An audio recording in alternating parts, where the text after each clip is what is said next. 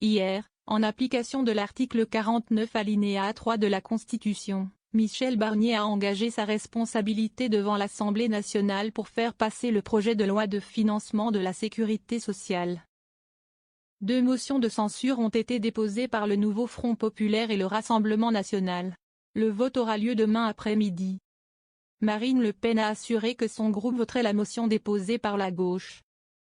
Tous les groupes composant le NFP se sont prononcés en faveur de la chute du gouvernement.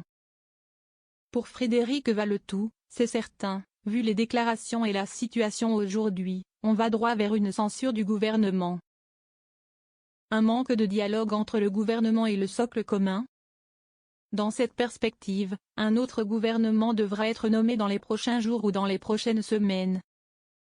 Pour l'ancien ministre de la Santé, il faudra que la personne désignée travaille à un contrat de gouvernement.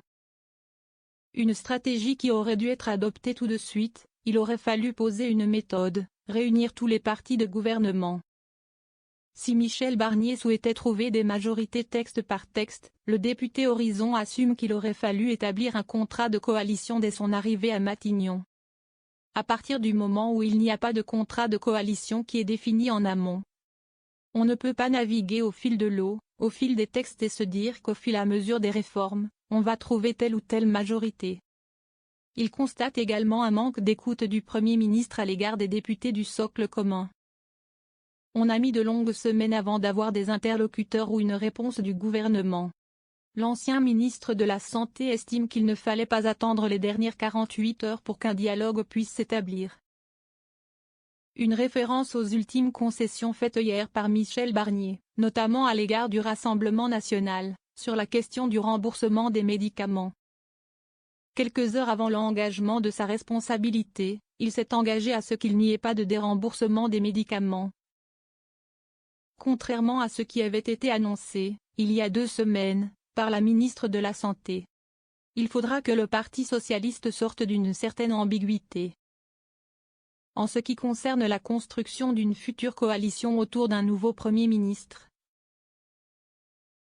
Frédéric Valletoux considère qu'il est nécessaire d'aller vers des personnalités qui sont susceptibles de rassembler, y compris des personnes de gauche. Mais il explique qu'il faudra que le Parti socialiste sorte d'une certaine ambiguïté, en ajoutant que cela est pratique de se cacher derrière la France insoumise, de se mettre à l'ombre de LFI.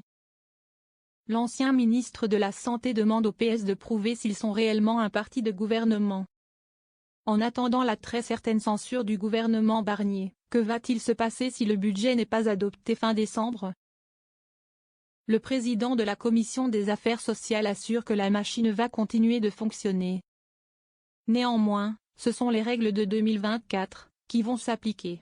Une hypothèse qui ne convient pas à l'ex-ministre de la Santé, car cela signifie que l'emballement des dépenses sociales que l'on a connu depuis 2 ans va continuer et s'amplifier en 2025.